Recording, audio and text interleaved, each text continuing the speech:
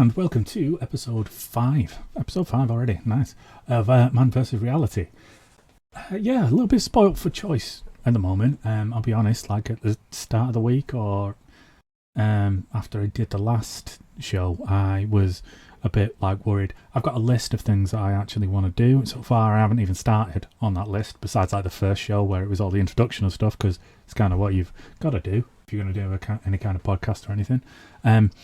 Yeah, I've got a list of topics that I actually wanted to do and wanted to cover, but the world is so mental at the minute that everything else I've done is just like spur of the moment reaction of what is happening in the world.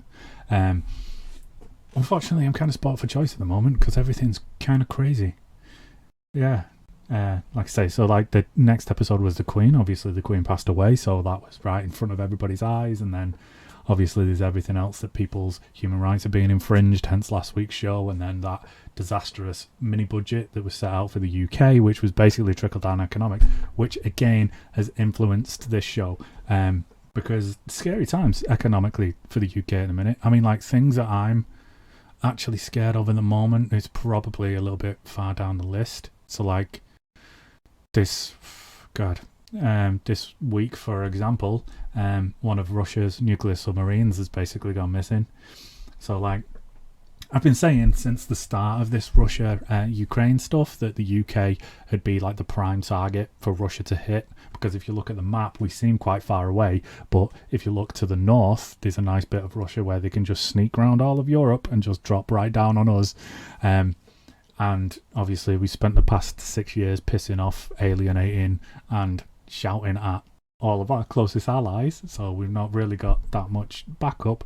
We're a really nice, easy target for him to come on down. And then we're in a mess at the moment because of all the things that are going on governmentally. I don't even know if that's a word. All the crap that's going on with the government.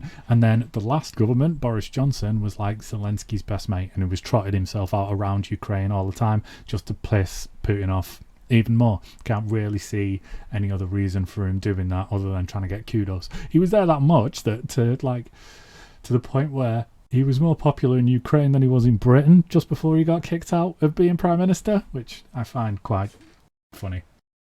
So yeah, and then about 6 months ago, Russia threatened to wipe the UK off the map using this Poseidon nuclear missile that they've got, which basically detonates. The idea of it is that it's fired from a submarine. It's a nuclear torpedo, which is just insane. It detonates in the sea and then causes a tsunami, which is full of nuclear contaminated water, which just washes all of the UK away. There was a lot of claims on Russian TV that it would basically wipe out the entire country. Experts from around the world don't think it could, but I mean, there's still a bit of a chance, isn't there? And now that submarine that houses this supposed Poseidon nuclear torpedo has gone missing. No one knows where it is. It's like the biggest nuclear-powered submarine and nuclear warheads in the world. And so, yeah, that's scary. We could just die at any time.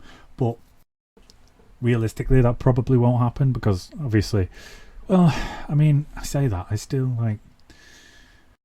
so he's getting to at the point where like Vladimir Putin's kind of at the end of his tether. He thought like invading Ukraine would be really, really easy and he'd be done with it within about 2 or 3 months, and he'd just take over the whole thing. No one would give a shit. He'd just put up with it. But completely the opposite's happened, and at the minute Ukraine are kicking his ass again, just blown up like a major bridge into Crimea and all sorts of stuff, and they ain't going quietly. Basically they're winning. So he's getting to the end of his tether, and if he's crazy enough and you push him hard enough, then there is a chance that he might do something absolutely insane. Like, they've been saying since the start of it, like, what's the point in the world if there's no Russia in it? Which is a terrifying way of looking at things, because Russia's just one country and the rest of the world exists. They had to bring in conscription, didn't they? Because they were running out of army because they were getting their ass kicked so bad. And that conscription led to over 200,000 Russian men of fighting age fleeing the country. And also mass riots breaking out right across the country because no one wanted to go to war for Russia. No Russians wanted to go to war for Russia. They've also been killing like army recruiters and stuff. One of them got set on fire with a petrol bomb. Others have been like run out of time and shit. It's just going crazy. So he's basically at the end of his rope. So if he's going to do anything insane, it's coming up soon. But, you know, fingers crossed that he doesn't. Like Biden apparently got on a private phone call with him the other day and said if he even uses tiny nukes in Ukraine and little tactical nukes, that it would have severe consequences. So, yeah, World War III is looking like inevitable. And then on top of that, like OPEC, all of the oil conglomerates, especially all the Middle East ones. So like there's a thing, I think it's called Ofgem in the UK, that monitors the price of oil and gas and allows energy companies who use oil and gas to make electricity. It dictates how much they can charge, like per a certain unit of electricity, dependent on the differentiating prices of oil and gas that they need to buy in order to make that power. So they put a cap on the price of units of energy. It's not really a cap because it only used to last for 6 months and then they used to review it and change it accordingly. So it's like a changeable cap, which isn't a cap, is it? Now it's down to 3 months and it changes accordingly. And it's basically doubled the price of everyone's electricity. Even though the price of gas and the price of oil have gone right down, it's still double the price of electricity. And then the government's response to this wasn't to reduce the cap to make these energy companies charge us less. It was to give us money to pay to the private energy companies to make sure they still got the money that they wanted to charge us, even though they were charging us way too much, which is ridiculous. So they're basically just taking money out of our pockets. On top of that, the price of oil started to fall like at an alarming rate. I think it was last week or maybe the week before. So all the major oil producing companies in the world all got together in a room and decided that they were going to slow down production of oil from across the world in order to create more demand and a scarcity of demand. So it pumps the price right back up. What in the hell? Like Biden said, he's taking it as an actual direct attack on the United States because they buy more oil than anybody else. But it's just nuts. How can like a group of people do that? They've made us dependent on oil and then they're holding us hostage so they get to demand how much money they make. They're already making trillions. They own oil. They own oil, aye? And it's crazy. It's absolutely crazy. So like Biden said, one of the biggest contributors of this, I think they're called OPEC, this conglomeration of countries that have got together and control oil, basically. Saudi Arabia is one of the biggest contributors of it, and America and Saudi Arabia have always basically had a really close relationship and been in bed together to the point where the US gives them arms to protect them against Iran, who would just storm in and kick their ass if it wasn't for the USA.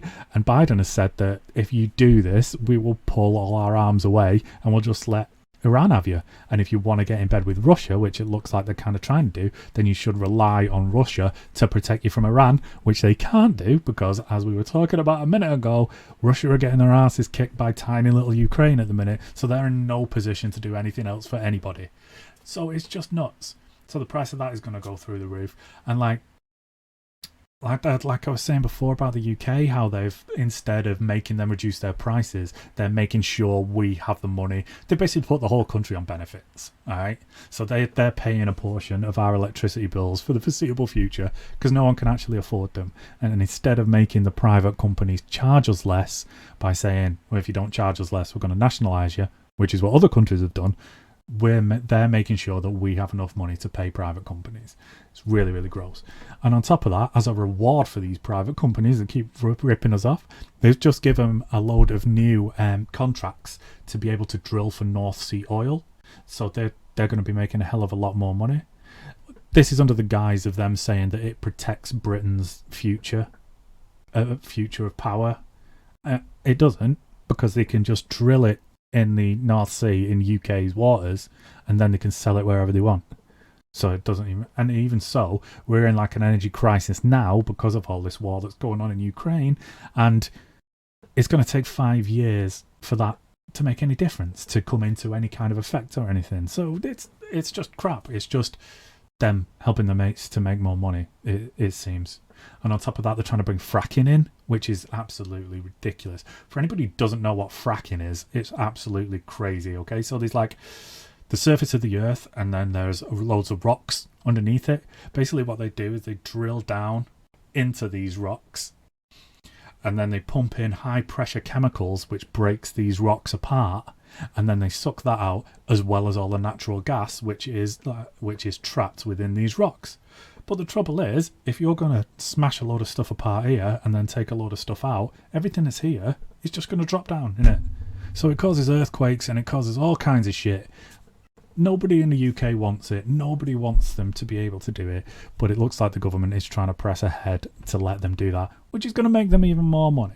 And it's not going to go into any UK coffers or anything like that, because they let them get away with tax, and they're based in other countries, and they've got all of these disgusting ways to avoid giving us any money whatsoever. And it's just crap.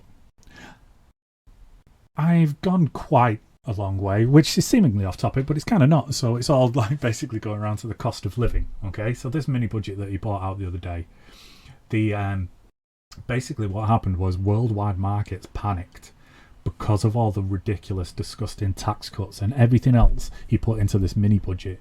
And he didn't do this. Is Kwasi Kwarteng, the current Chancellor of the Exchequer for the Conservative Party, who are in power in the UK now. So he brought out a lot of measures in this emergency mini budget that he called it, and he didn't do any costing for it. So he basically was saying, we're going to cut billions and billions and billions from the tax fund. We don't know where we're going to get the money to cover that from. I'm pretty sure the money that they're going to take to cover that, they're going to take it out of our pockets. So it's basically, we're going to be losing a lot more public services. I saw an article today that said they're going to have to cut an extra 200,000 public jobs in order to not go into massive amounts of debt, which is ridiculous.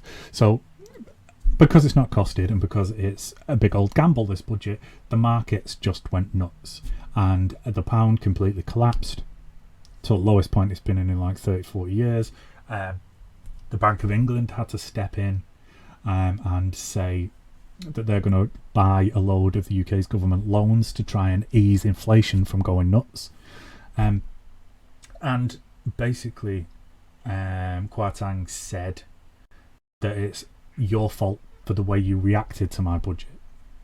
It's not the budget that was wrong, your reaction to my budget was wrong, which is just, it's basically the go-to line now for all right-wing politicians, isn't it? The knock-on effect of what this is kind of hard for like regular people, like everybody in the UK, is that inflation has gone nuts. Inflation and interest rates have gone absolutely crazy. So I wanted to have a look at that, basically, because I don't know how it is. I don't know how it works. I don't know what inflation is, why it's there, why it changes so much. I don't know what interest rates are, why they're dictated, whether the banks have to act on that, because basically like what has happened is, if you're applying for a mortgage now, you're getting like a 6% interest rate, and people that are remortgaging are getting charged about £500 more on average per month on top of what they were already paying. So the average mortgage now is like well over like £1,000 per month, when it used to be about 600-700. So everything's just gone crazy, like in the past few weeks. Everybody's like scrabbling to see what they're doing. Luckily, I never wanted a mortgage. Mortgages to me have always seemed like a con. Charging you thousands of pounds for the cheek of admitting that you need to borrow money because you can't afford to buy a house outright. Like that's just to apply. It costs you thousands just to apply for the loan, let alone like the loan itself. And then if you want to repay it early, because they'll miss out on a lot of interest payments, you've got to pay them extra thousands. It's something like, I got a mortgage, and if we wanted to pay it before our 5-year fixed term was up, then it'd cost us at least another 12 grand or something ridiculous, which is disgusting. Oh yeah, you're lucky enough to be able to pay off your mortgage and buy your house. Now we're going to need an extra few £1,000 off you because we're going to miss out in the long run. It's like, yeah, but that long run's not there anymore, so you wouldn't be missing out because it doesn't exist, you cheeky bastards. But Yeah, that's how it is. And they say like there's admin costs going into setting in your mortgage. All of the forms that they fill out are already done. All they have to do is change the information, which is like 30 lines of information. You could sit there and do it in like 20 minutes, but they'll charge you like $5,000 for it. It's vile. It's the vilest con that's ever happened in the world. And then you say like, oh yeah, but I own my house now. I don't own my house. If I miss mortgage payments for like 3 months, I don't have a house anymore. They kick my ass out on the street and just take it. I don't get the money back that I've already paid them.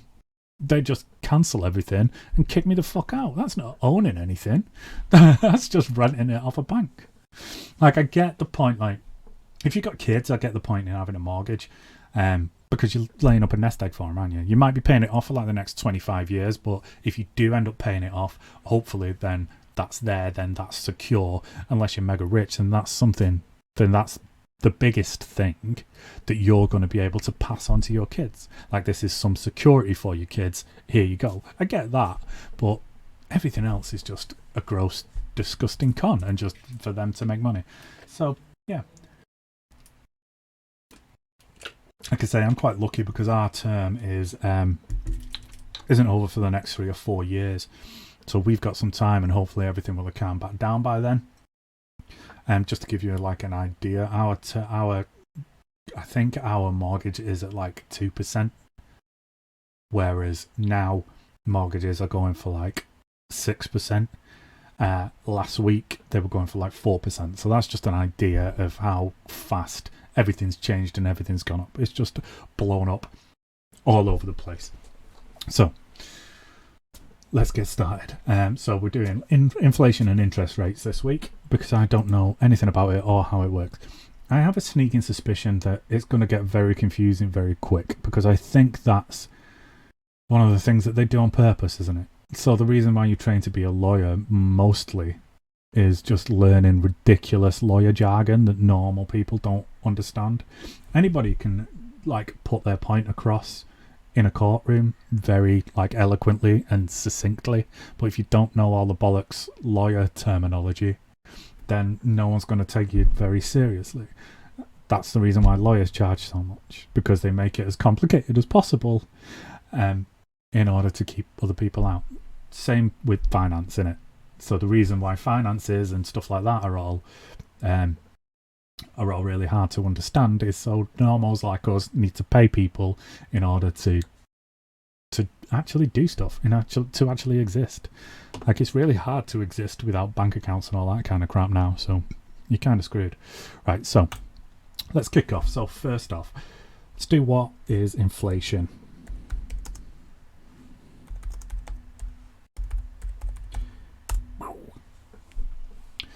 Understanding inflation. See, that first one's an ad, so we're going to stay away from there. If you're not listening to the show anymore and you're just listening on a podcast, then basically there's a video version of the show, podcast version of the show.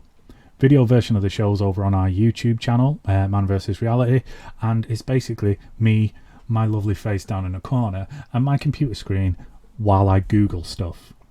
So you can follow along with everything that I've done. You can go to the same websites that I've been on. If you're just listening to the podcast, I'll read out what website I'm on so you can have a look and check for yourself. Basically, it's just keeping me honest. So the whole idea of it is that it doesn't matter who I am behind the microphone. You can do your own research. It's not really research. It's just Googling shit. I've not got a PhD in anything. Also, kind of the point, you shouldn't need a master's in computer and information technology to be able to Google stuff and find out what's real and what's not. Yeah, okay, so Investopedia, that sounds terrifying, doesn't it? So just going down these Google results right now. Okay, bankofengland.co.uk. I'm thinking that these dudes have pretty much everything to do with inflation and what it is. Accept all cookies, yeah, whatever. Just do what you want. Track me if you want. I lead a very boring life. Okay, so this is the bankofengland.co.uk's website. It said this page was last updated on the 17th of August. How do we know what the inflation rate is? What does the percent sign mean? That's an interesting one. How does the rate of inflation change over the years? Is high inflation a problem? Right, so this seems like Right, so that's another thing I wanted to get into. This bottom one here, how does the Bank of England influence interest rates? So I think, as far as England's concerned, which is like my main focus of what I'm bothered about, the Bank of England, surely, is going to be a big deal. Right, so let's have a read of this, shall we? How do we know what the rate of inflation is? We know the rate of inflation because every month the Office of National Statistics, that's what we're going to have to look up soon, see where that is, checks the price of a whole range of items in a basket of goods and services. They record the cost of over 700 things that people regularly buy. The basket includes everyday things like a loaf of bread and a bus ticket. It also includes much larger ones like a car and a holiday. The price of the basket tells us the overall price level. This is known as the Consumer Price Index, or the CPI.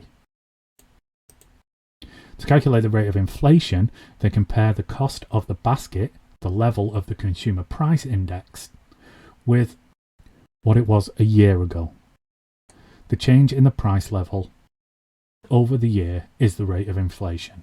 Okay, right. I get you. Oh, Jesus Christ. Current rate of inflation is 9.9%, it's saying, which is massive. Especially when it says underneath there that their target is 2%. Right, so back to what we just read. Basically, the Office of National Statistics looks at an imaginary bag of groceries. I'm assuming it's going to be the same thing every year, like the price of an average car, the price of an average loaf of bread, price of an average bus ticket. It adds all that up to get a total price of this imaginary basket, and then it compares it to the price of the imaginary basket from last year, and whatever percentage the price difference is, that's the rate of inflation. Right, that seems quite simple then. So it's basically how much prices have gone up or gone down in the space of a year. So the current inflation rate, as it says here at the side, is 9.9%. So right now, as I sit here on, what date are we on? The 9th of the 10th. The 10th month last year, which is what? It's October, isn't it? Yeah. Yeah, so 9th of October last year, things were 9.9% cheaper than they are this year. That's bonkers. Right, so what does this percentage mean? Percent is a sign of percent, means out of 100, for example. We all know what percentage means, right? Yeah, I'm just going to assume that. You can Google that yourself. That's quite simple. So how has the rate of inflation changed over the years? The rate of inflation has gone up and down over the years. For most of the last 20 years, it's been about 2%, but it has been higher than that at times, and sometimes it has been lower. Right, so basically what that's saying is, over the past 20 years, every single year, the cost of living has got 2% more expensive. So prices have gone up by an average of 2% every single year. How is that good for anyone? And how is that sustainable in the long term? Like, that's crazy. So in 50 years, things will be 100% more expensive than they are now. And things are now 100% more expensive. Is that right? Right, let's do a little calculator just to check my stupid maths. Yeah, it's 100 divided by 2, isn't it? Yeah, of course it is. Right? 2 times 50 is 100. Yeah, so that's right. So yeah, in 50 years, things are going to be 100% more expensive than they are now. So say you're paying £1 for a loaf of bread. I know you're not, but anyway, then in 50 years, it's going to be £2 for a loaf of bread. How is that sustainable in like the long run? Because everything will be double the price. That's what that means, right? Load chart. So this looks like it's a chart of the rate of inflation's gone up and down over the years. Okay, so this is like since the 1990s. So there's a chart here of 1991, and it's saying that in April 91, inflation was at 8.4%, and then it's dropped all the way down. The lowest that it goes down to is, right, cool, 2016. April 2015. Yeah, so in 2015, it was minus 0.1%. So it was cheaper in 2015 than it was in 2014, which is quite nice. Global financial crisis. So it dropped down very, very slightly, and that's 2008, wasn't it? 2009, the effects. So Jesus Christ. So September 2008, when the global financial crisis hits and all the banks collapsed, inflation dropped from 5.2% down to 1.1%, and apparently that's a bad thing. It's a bad thing that things are getting cheaper. I don't get it. Hopefully we will read some more of this article in a minute.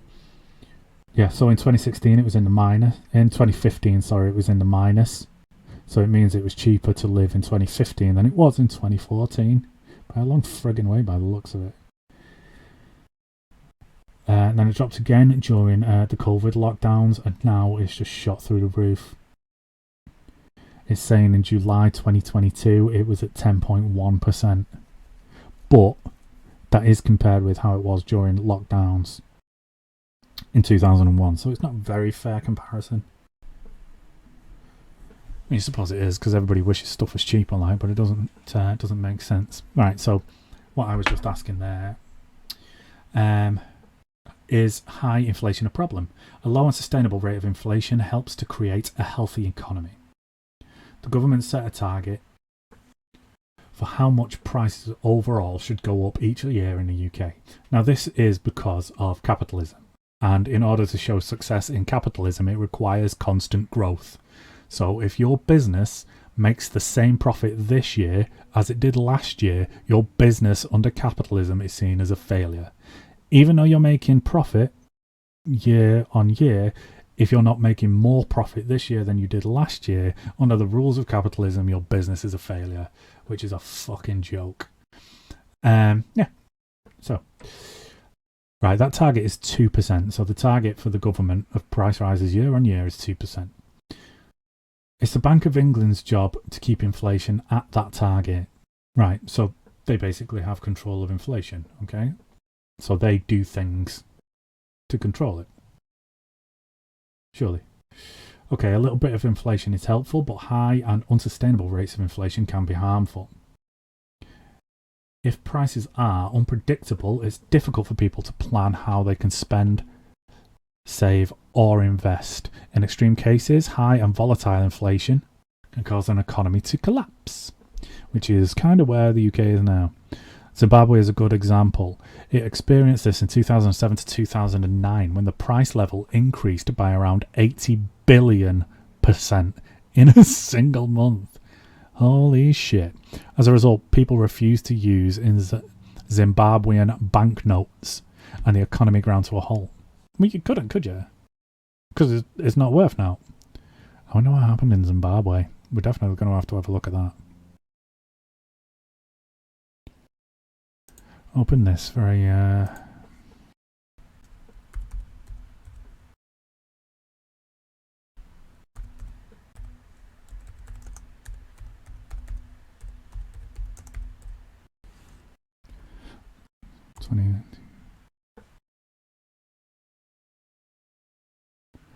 Right, so when did that say? 2007. No, that's a 2009 one. Wow, so they've had two.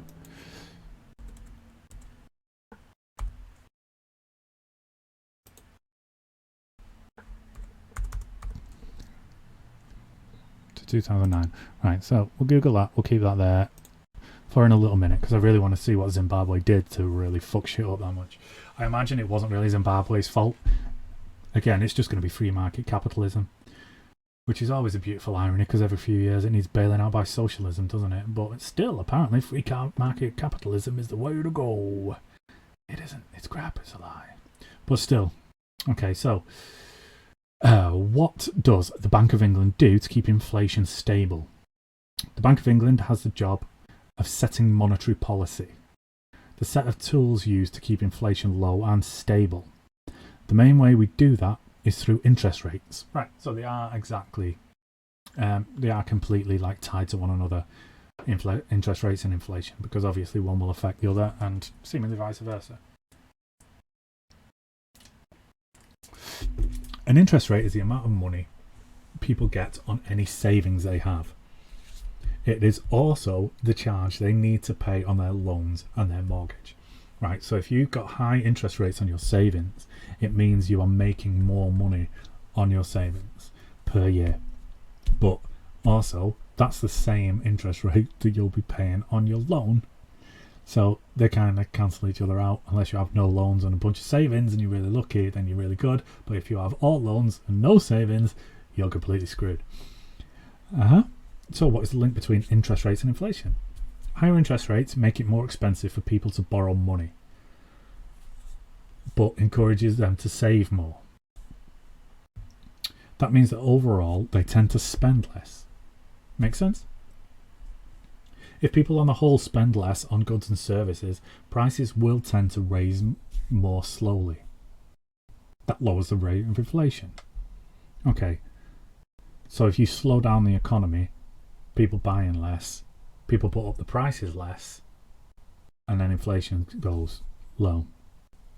The opposite is also true. Lower interest rates mean it's cheaper to borrow money, and there is less of an incentive to save it. This encourages people to spend and increases the rate of inflation. Right. Ridiculous. So what we need to do is basically stop people from putting the prices up. Change the way that we look at stuff and just say, just make the same amount of profit every single year. You don't need more and more and more money. You just need the same amount of money. That'd just work for everyone. How does the Bank of England influence interest rates? Interest rates work by making it cheaper or more expensive to borrow money, and by making it more or less attractive to save. We can influence interest rates in two main ways. One, we set bank rate, often referred to as the base rate. This is the single most important interest rate in the UK because it influences all other interest rates. Two, we can buy and sell bonds from financial markets. We mainly buy government bonds or gilts. Buying assets in this way is called quantitative easing, or QE. QE enables us to influence the interest rates on loans and savings. Right, so the bank rate. We've got to bear in mind, I don't know how biased it would be. That doesn't read as very biased, does it? Because they're not saying, look at what a good job that we did, because it is the Bank of England, and this is talking about what the Bank of England does. So whereas this is going to be the best place to find out what the Bank of England does, because it's the Bank of England's official website, it is also going to be biased towards the Bank of England. Look how awesome we are. So this is more about interest rates. This looks like it's going to be pretty heavy.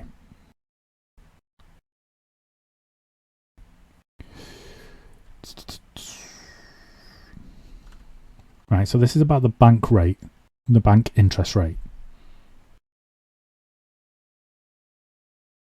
Bank rate is the single most important interest rate in the UK. In the news, it's sometimes called the Bank of England's base rate, or even just the interest rate. Our Monetary Policy Committee, MPC, sets bank rate. It's part of monetary policy action we take to meet the target that the government sets us to keep inflation low and stable. So the target there is 2%, and that's the Monetary Policy Committee is what tries to keep it at that target. Bank rate determines the interest rates we pay on commercial banks that hold money with us. It influences the rates those banks charge people to borrow money or that they pay out to them in their savings. Right.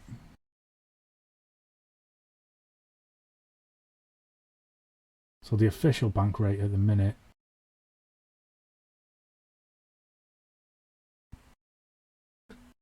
is 2.25. Okay. if you say so. How changes in a bank rate affect the economy? A change in a bank rate affects how much people spend, and how much people spend overall influences how much things cost. So, if we change bank rates, we can influence price and inflation. We aim to keep inflation at 2%. This is the target set by the government. Yeah, we already know that. Right, I don't really give a shit about anything like that. It says there, current bank rate is 2.25%.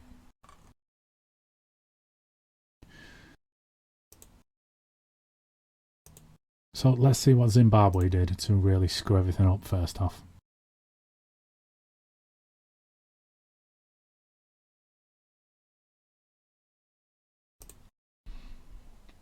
Hopefully this Wikipedia page now on hyperinflation on Zimbabwe.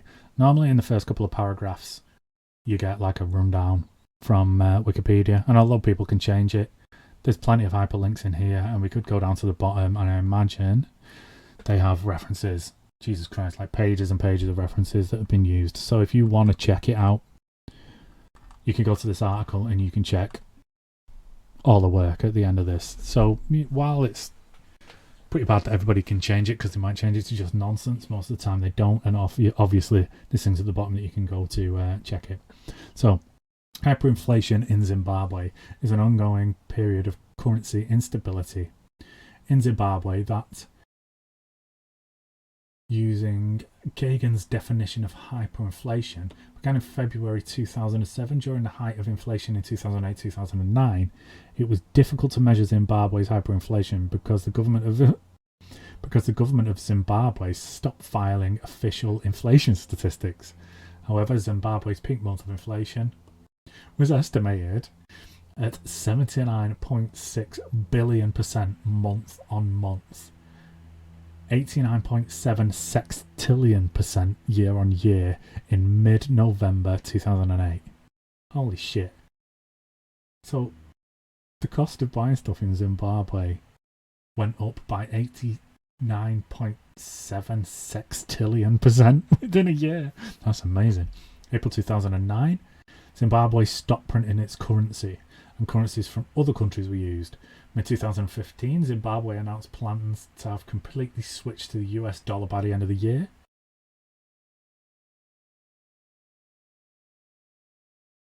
So what did they do? I don't know. I don't understand what they did.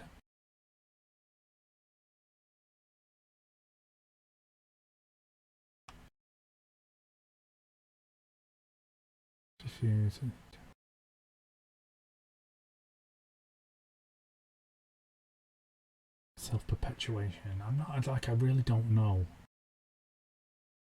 why it just all went nuts.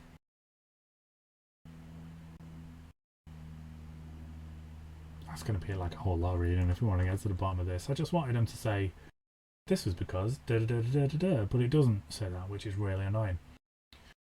All that foreign currency was no longer legal tender by mid-2019. Inflation had increased to 175%, sparking concerns that the country was entering another period of hyperinflation. March 2020, inflation was above 500% annually. A new task force was created to assess the currency problem.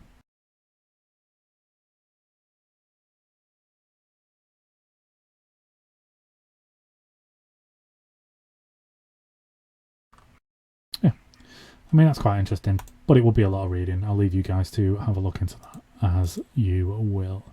Right, so we've had a look at what inflation is, and yeah, it's a bad thing, isn't it? Because they want people to spend less in order to do that, and that means that the economy's not moving. But then if the economy's moving, then inflation goes up because people raise their prices, because like I said, under free market capitalism, if you're not showing growth, then you're considered to be making a loss, even if you make the same amount as you did last year. The only way to make permanent growth is to just raise prices again and again and again.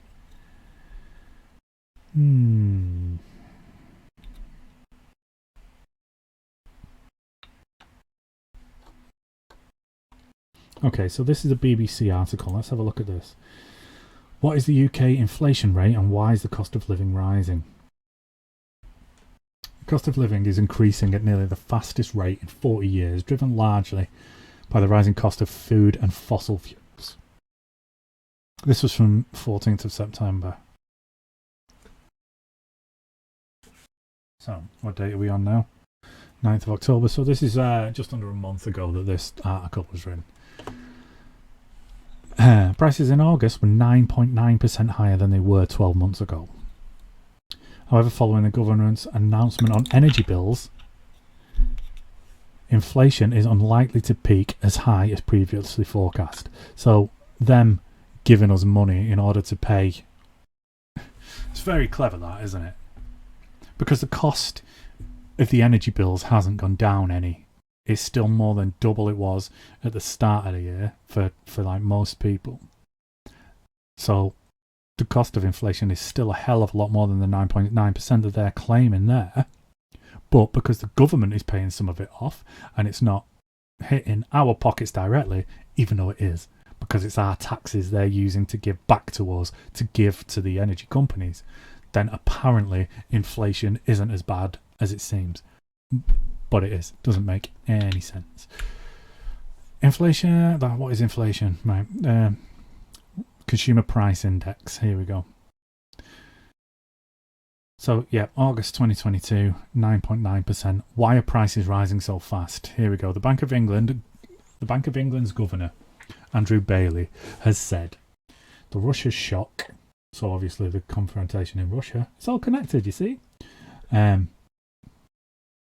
is now the largest contributor to UK inflation. So we buy most of our gas, and as does most of Europe, to make energy from Russia. So if they're not selling us gas anymore because we're putting restrictions on them and stuff, then the prices are going to go up. But economists agree that there are many factors, including energy bills, which have risen rapidly due to the high price of oil and gas. Bills rise further in October, but not by as much as previously planned. Petrol and diesel prices, same again. Food prices, as the war in Ukraine squeezes grain production and costs. So the Ukraine obviously do a lot of grain that they sell all over the world. So demand for grain has gone up. So because everybody who produces grain is greedy, they've raised their prices to make as much money as possible while they can, which is exactly what we were talking about at the start of this podcast with oil and the way that they're doing that at the moment. In order to drive up the cost again, which is disgusting. The cost of used cars has also gone up sharply. And that's quite an interesting one. I imagine that's because no one can afford to buy a new car at the minute. And it's just ridiculous. So people are keeping their cars longer. Significant increases in the cost of raw materials, household goods and furniture, and in the hospitality sector, including restaurants and hotels. So yeah, they've all put their prices up. I've noticed that. I work quite a lot, and the price of the average hotel has like doubled since last year. It's absolutely crazy. Higher interest rates, which are making mortgage payments more expensive for some homeowners. Yeah, so not all prices have behaved the same way. The cost of some goods and services have increased only slightly or stayed the same. Right, here we go. Rising cost of groceries. Right, so there's like 6 pages of this shit that we could go through. Fucking hell, look how much that's gone up. So it's saying like, let's just whiz through some of these that we will probably all use. Low fat milk has gone up by 40%. Jesus. Whole milk has gone up by 30%. Cheese and curd. Yes, behave. What else? Pizza and quiche. How do posh people think that those are the same thing?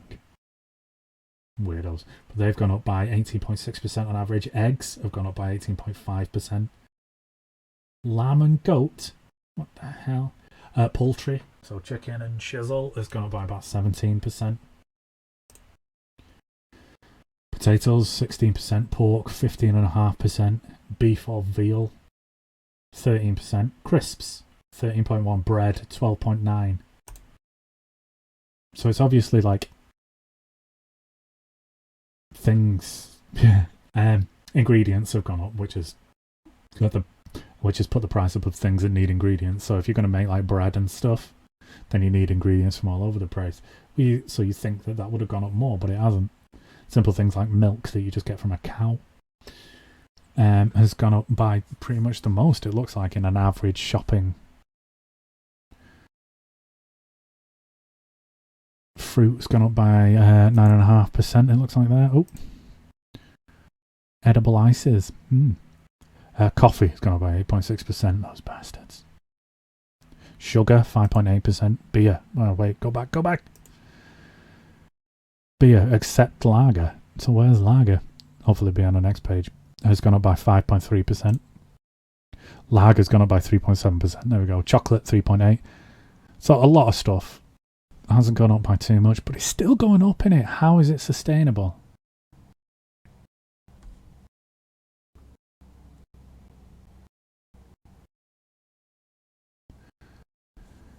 What's happening to wages? Pay increases for many haven't been keeping up with the rises. Average wages, not including bonuses, rose by 5.2% in the 3 months to July 2022. But when taking inflation into account, the real value of pay actually fell by 2.8%. Jesus Christ. So inflation is going up so quick that even if you are getting a pay rise, which most of us friggin' aren't, it's not keeping up with the rate of inflation, so you're actually worse off. You're actually getting paid less this year due to how much everything costs and how far your money goes than you were last year, even if your wages have gone up. Nice. Who measures the UK inflation rates? We've just found out about that. Consumer Price Index, it mentions there. What's happening in other countries? Many other countries are also facing a cost of living squeeze. The ONS, Office of National Statistics, that is, isn't it? We've just seen that on the other page, says UK inflation is similar to other European Union countries on average. Meanwhile, the US price rose by 8.3%.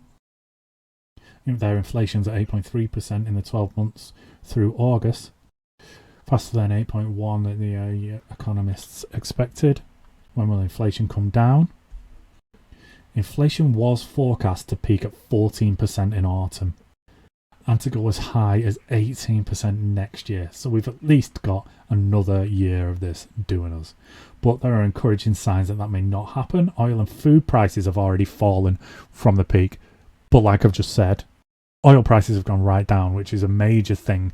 Everything runs on gasoline, doesn't it? Everything runs on petrol or diesel, right? So even you get into the shops, you might go in your car, that runs on petrol or diesel. The electricity in your house is run by burning oil or gas.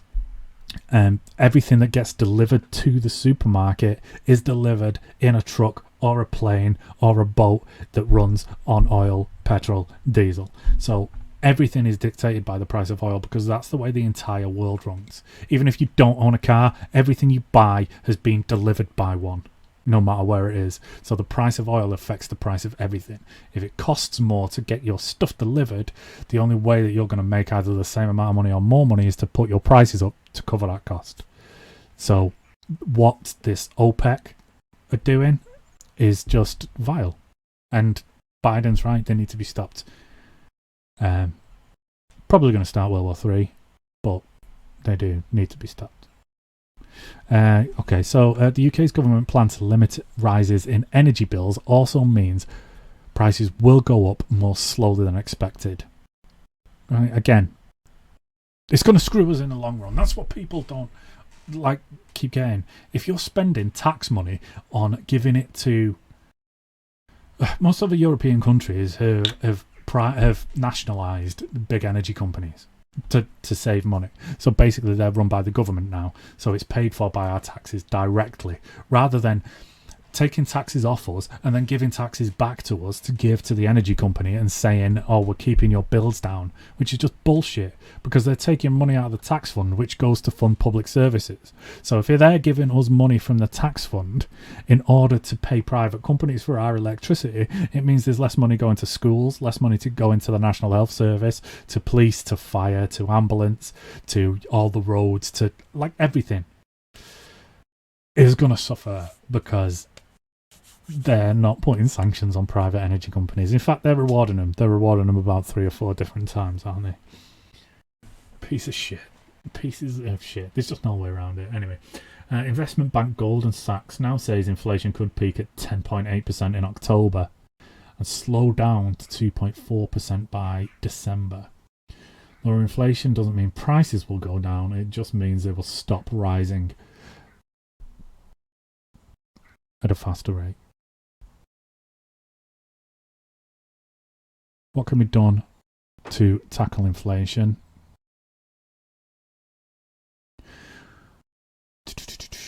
Bank of England's traditional response to rising inflation is to rise interest rates. This can encourage people to save, but it means people with mortgages see their monthly payments go up.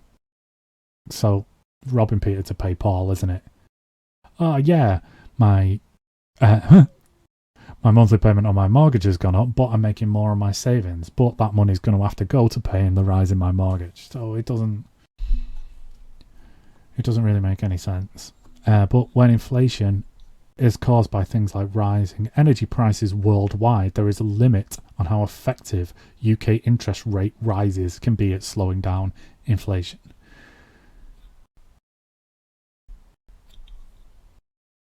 So basically what it looks like is happening is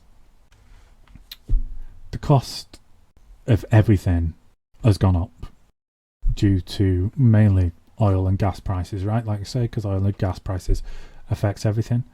That cost has come to us, the consumer, and in order to do that, they're putting up interest rates in order to slow down people's spending to try and stop prices rising even further, which is just nuts. How can you run an economy like that? Because what we're going to see now is, over the next 2 years, if you have to renew your mortgage payments is probably... So what happens when you get a mortgage if you don't have one is you take out a loan that lasts about 25 years for a massive amount of money, for however much your house is worth. But that loan is broken down into portions if you get a fixed rate mortgage. If you get a variable rate mortgage, I think it just stays the same, but it just fluctuates up and down with whatever the interest rates are at the time. If you get a fixed rate mortgage, because you've got a good rate at the time, you only get that for a certain amount of time of your mortgage. So you can't take out a fixed rate for the entirety of the 25 years. The reason you can't do that is because the banks want to make as much money off you as possible. So they basically want to charge you more money. You get charged money for redoing your mortgage. You get it's just disgusting, the amount that they're trying to do off you. So basically what happens is you have the same mortgage, but your rate term comes up, say, every 5 years, something along those lines. So you've got to renew it for the best interest rate that you can get at the time, or you go onto a variable rate, which as I said, goes up and down. So if your mortgage's rate period comes up in the next 2 years, the price of your mortgage is probably going to go up by about £400 or £500 per month on top of what you're already paying. This means that we're going to see millions and millions of people become homeless because they can't afford their house anymore. You might think you're all right with renting, but obviously if the person who is renting you that property still has a mortgage on that property and they need to renew that mortgage, then that mortgage is also going to go up by about £500, giving them the choice of either charging you an extra £500 a month rent or selling the house because it's not worth it anymore. So the bank is going to foreclose on millions and millions of houses, and it's going to destroy millions of lives. That's what we're looking at right now because of this mess that we're in. Because the cost of living is going up so much, they're trying to take the cost of living down by destroying us with inflation, with interest rates. So yeah, they're basically trying to make it more expensive for us to live, so we spend less money, so it brings inflation down, which just doesn't make any sense.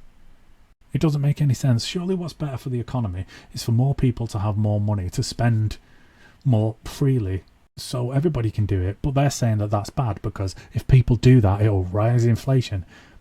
Because people are greedy. Because people want to make more and more money year on year, so they keep putting the prices up every single year. Just stop them doing that. That'd solve everything. We'd have none of this interest rates fucking inflation bullshit if it was like, right, we'll just keep the prices exactly the same every single year. You don't need to grow to be successful. You can just be the same every single year and be successful. Like, why do you need 100 grand this year if you only made 80 grand last year? Did you starve to death last year? No, you didn't. You could still afford everything that you needed to do. So let's have a look at see if anybody's had a look at how is inflation sustainable in the long term.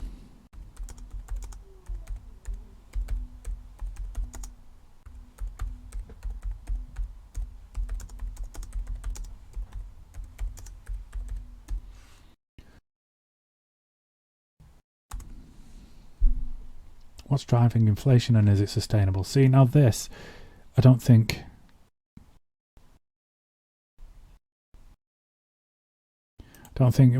the most we're probably going to get out of this search is like a hippie website that wants to get rid of money and all this kind of thing. Which, I mean, I can see where they're coming from, but I don't think we're really going to get an answer to this one. So, like, it's a really simple question, isn't it? How is continual price rises sustainable in the long term? It's just going to leave more and more people behind and more people are going to die. Is inflation good for the economy? Understanding inflation. Current inflation.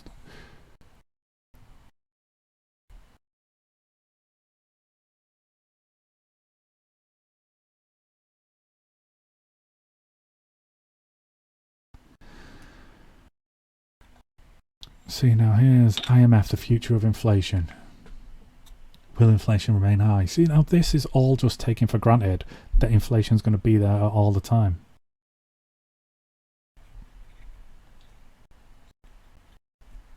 I think, yeah. I don't think we are going to get an answer to this one.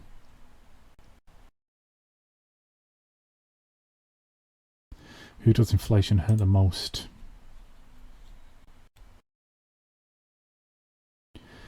In 8 out of 17 countries, lower income groups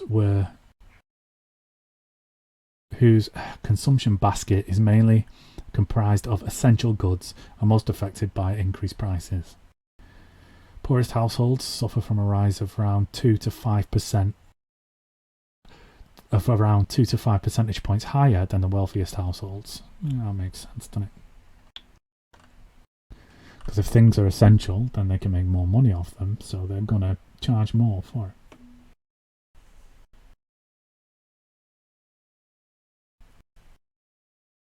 it.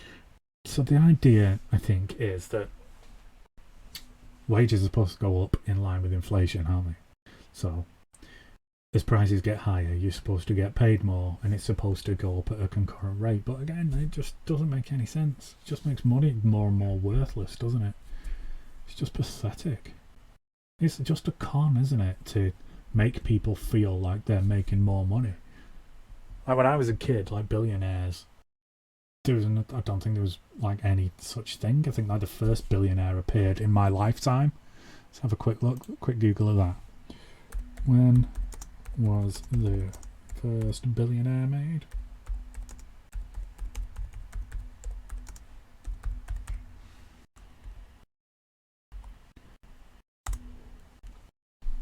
Oh, 1916. No, sorry, it wasn't. But still, that's, 100 years? American business magazine Forbes produced a global list known as US dollar billionaires every year. And the American oil magnate John D. Rockefeller became the world's first confirmed US dollar billionaire in 1916. Now it's on the race to this, isn't it? Which is, who is the world's first trillionaire? Of the 21 individuals who stand a chance at reaching this phenomenal milestone in their lifetime, Elon Musk is predicted to be the first. When the first billionaire was announced in 1916, a colossal figure. Like, people don't really understand the difference between a million and a billion. Let's see if we can find a graphic that just illustrates how rich billionaires are.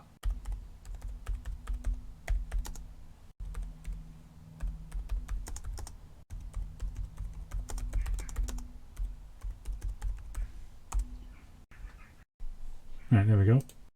First off, there's a nice graphic there, the difference between a million and a billion. So on the right hand side here, we're seeing one little unit, which is a million, which none of us could really hope to make.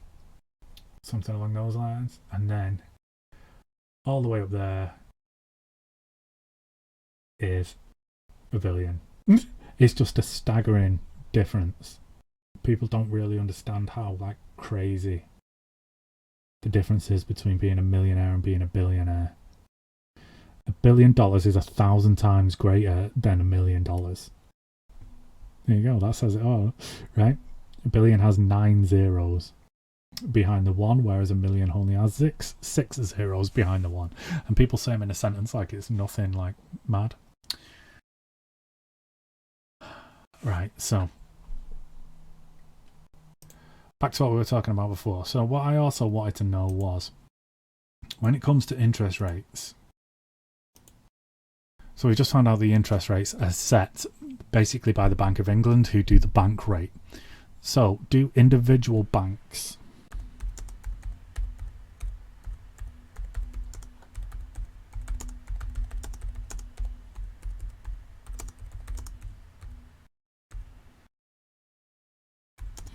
have to follow the bank rate of interest?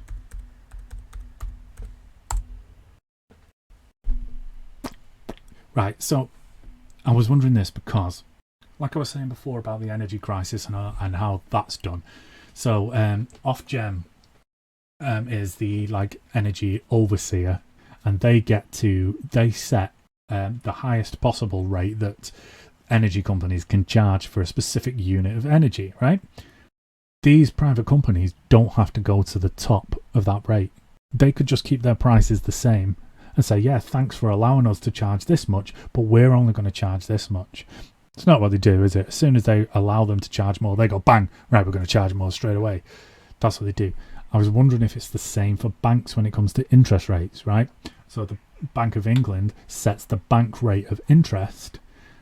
Do other banks have to use that rate of interest to pass on to the customers, or do they set their own rates? So let's say the bank rate is whatever the bank rate is in the minute. Let's say it was something like 5 or 6%. Could they still give out loans and mortgages at 2%, or are they not allowed to do that?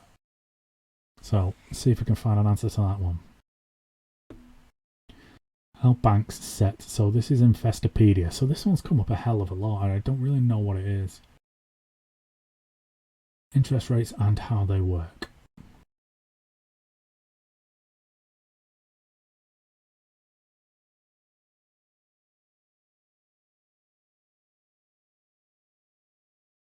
European Central Bank, right? So this is interest rate review. So this is the official government website for the UK.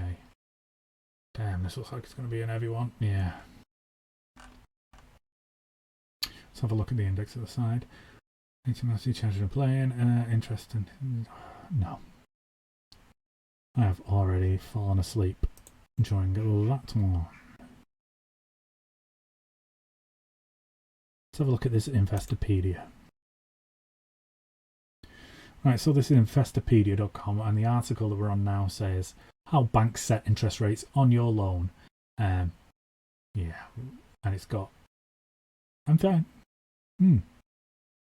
thinking we might have been on here before. I seem to remember the way that this article was set out.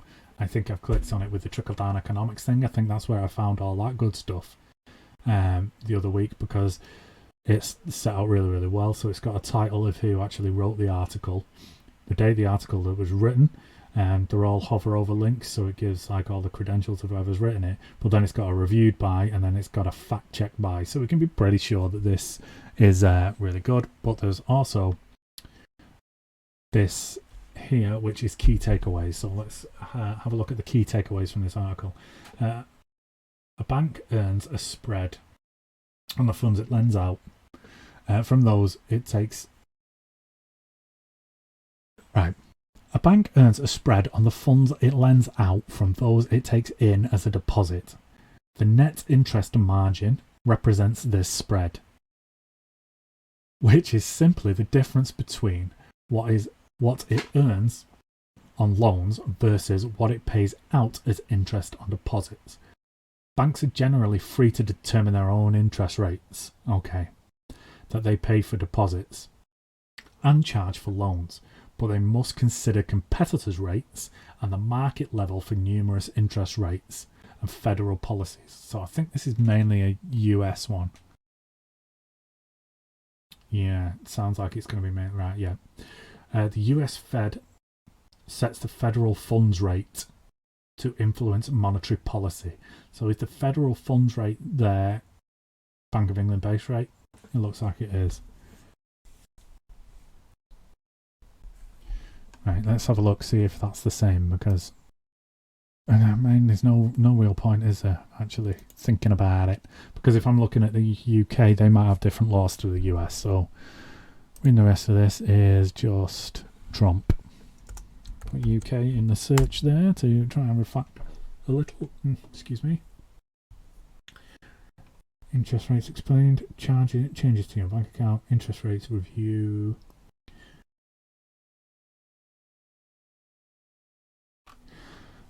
Let's see if we can refine this search. Are banks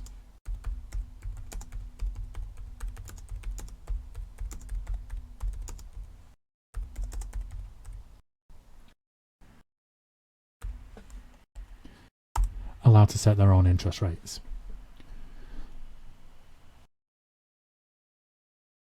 Right, change that again because it's just come up with that one. UK banks. Liz Truss backs Bank of England authority to set UK interest rates. Fuck off. Can banks decide their own interest rates? See, tell us about the UK again. What are interest rates? Going on what happens when they do. Interest rates and margins key.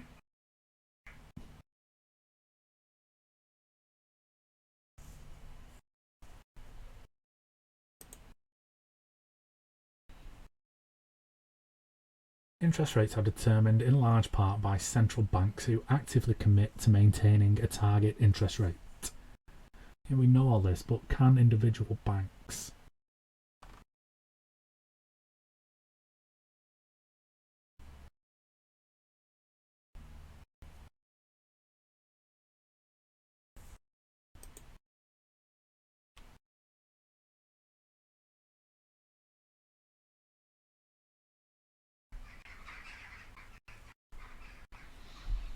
that's quite interesting. It says here that from the government website, there are very few caps on the rates or amounts of interest that can be charged on debt or late payments related to commercial and consumer agreements.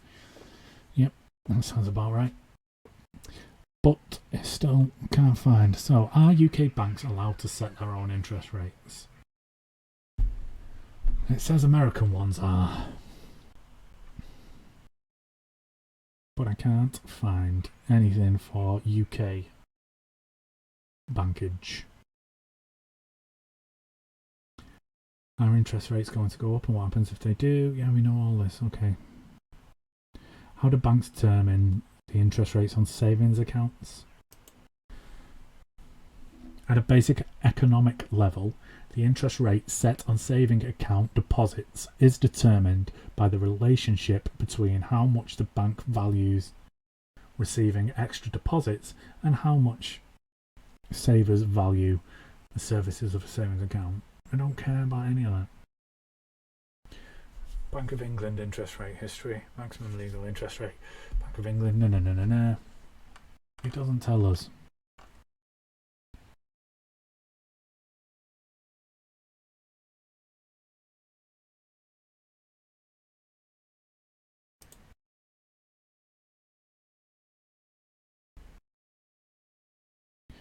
Right, so this is from bankrate.com, and it is, how do banks set interest rates UK? The government sets the Bank of England an inflation target to keep it in check. The Monetary Policy Committee, MPC, then decides on the interest rate. This is usually reflected in the mortgage base rate. When the base rates are higher, interest rates on fixed mortgage rates tend to be higher. Doesn't help us, does it? Well, look if there's anything else in here.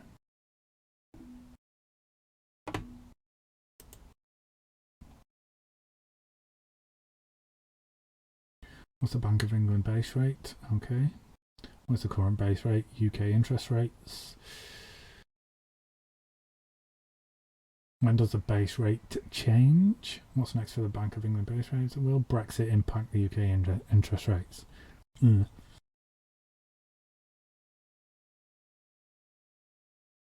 it's just given us a table of history of base rates. The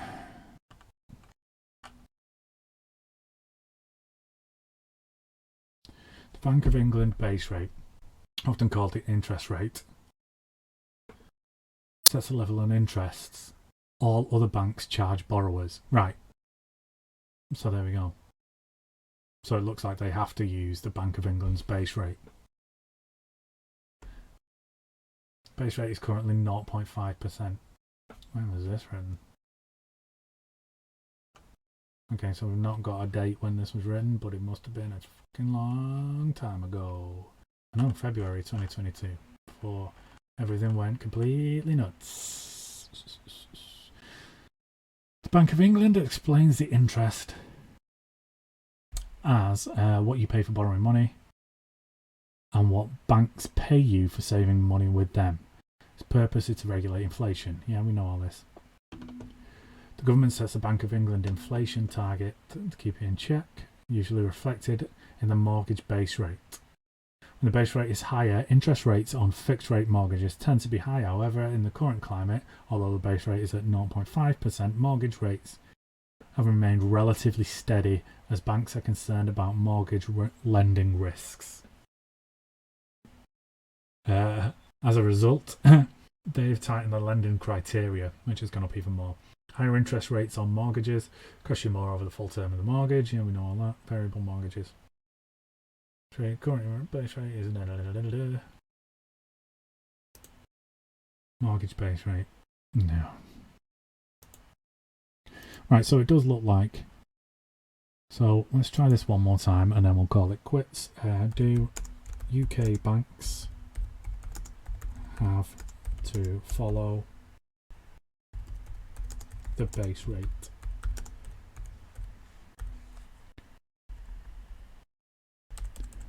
I want to put BOE, Bank of England base rate.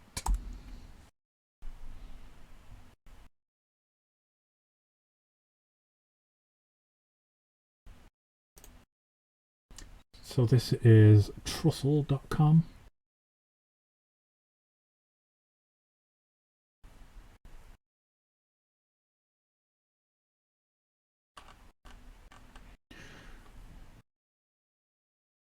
So this was 5th of October 2022 by Catherine Mosquera. Key points. Current base rate is 2.25% as of 22nd of September 22. Base rate looks likely to reach 3 by the end of 2022. As the base rate goes up, so do mortgage rates. Base rate right now. Bank of England base rate is an interest rate, so also referred to as a bank rate. No. The base rate is the interest rate that banks and lenders pay. So it looks like they're all connected. So it looks like they do have to stick to it.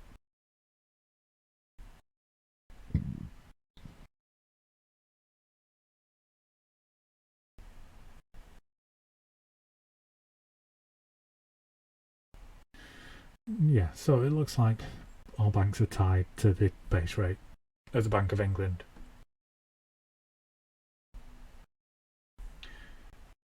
Yeah, okay, so like I said, I think it's about time to call it a day on this for today. yeah, so basically what we've learned today, so conclusions, because we're trying to stick to a bit of a scientific method here. The interest rate is the amount that the cost of living has gone up year on year. So if the interest rate is so inflation is the cost of living that rises year upon year. So if the rate of inflation is 2%, it means that the cost of items today are 2% higher than they were this time last year. Bonkers, isn't it? It's controlled by the Bank of England. The Bank of England set the base interest rate, which controls inflation. They can use it to either push it up or down by increasing or decreasing public spending. So if the interest rates are higher, then it encourages people to save more and to spend less, which will bring down the rate of inflation because people won't be raising their prices as often. Or they can do it the opposite way. If they lower interest rates, they can encourage more spending, and that's going to rise the rate of inflation. Yeah, it doesn't really seem to benefit anybody, especially not at the minute when wages aren't going up. For me, it just all seems a little bit nuts. So it's, all controlled by the Bank of England, which is set a target by the government. They might not hit it. It's all over the place.